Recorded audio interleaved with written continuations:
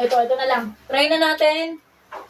3x squared plus 2x plus 5 is equal to 0. Ayan standard form of quadratic equation niya kasi naka-equal po siya sa 0. Tama ba? Ayan. Paano natin maano to? GenMat po, Lance Stars. Nako, grade 7 basic calculus. Hirap naman yan. Sino ba teacher nyo? Baka maipit yung teacher nyo. Asymmetric pa tayo? Parang wala. Malabang mangyari yun. So, gayahin natin yung kay Teacher Moy. So, 15 daw. 15. So, mag-isip po kayo kung ano pa yung factor na tama sa middle term. 15. So, ano yung 15? 3 times 5. 15 yun, di ba? 15 times 1. So, problema, kapag may sign, may problem tayo sa sign. Negative 3 times negative 5. Positive. Ano na to? Positive 15. Pero, positive 15 na to.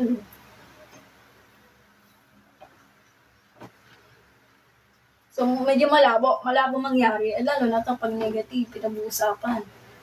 3 times negative 5. Di negative, mali na rin to. Medyo malapit na. Pag binaliktad mo to, negative kalabasan, so negative positive 15.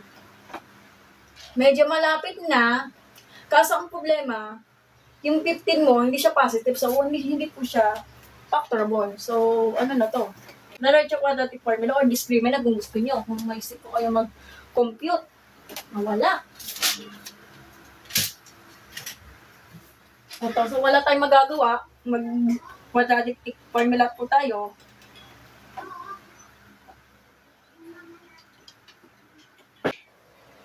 Feeling ko jowa ko na yan. Grabe ka naman.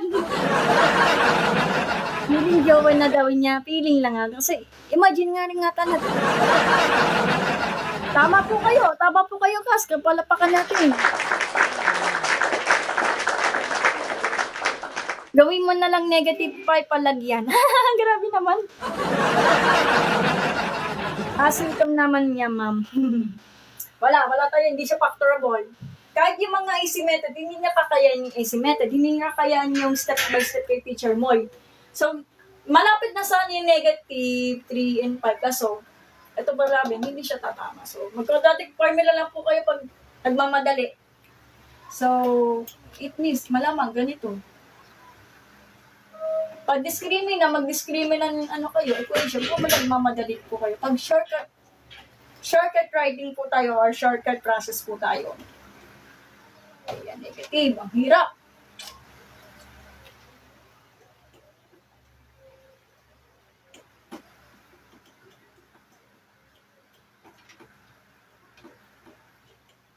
Tingin, Mary Ann. Okay.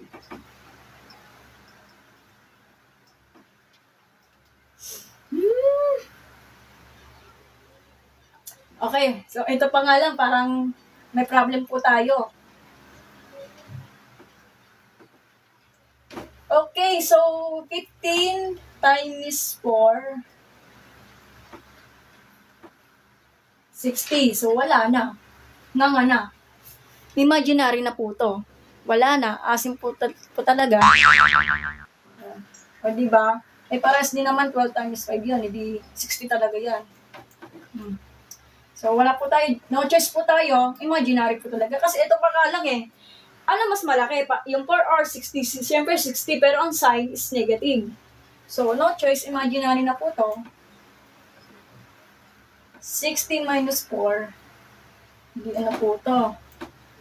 So, 6, 56, 4, 5, 6, 7, 8, 9, 10, 56, negative 56. Pero imaginary na, wala na. Pero, imagine nyo, kasi yung 56, pwede mo siyang, i-factor para may labas natin yung purpose curve. Kaso, nagiging na po siya, nagiging imaginary kasi may negative. So, I think na 14 times 4 na. 14 times 4 times square root of negative 1 over 6. Hirap, no? E di, magiging ano na po siya, magiging down po dito. Ibayin natin to. Negative 2, positive negative. Kasi yung 40, wala na po yan. So, magiging 2i squared of 40 na lang over 6.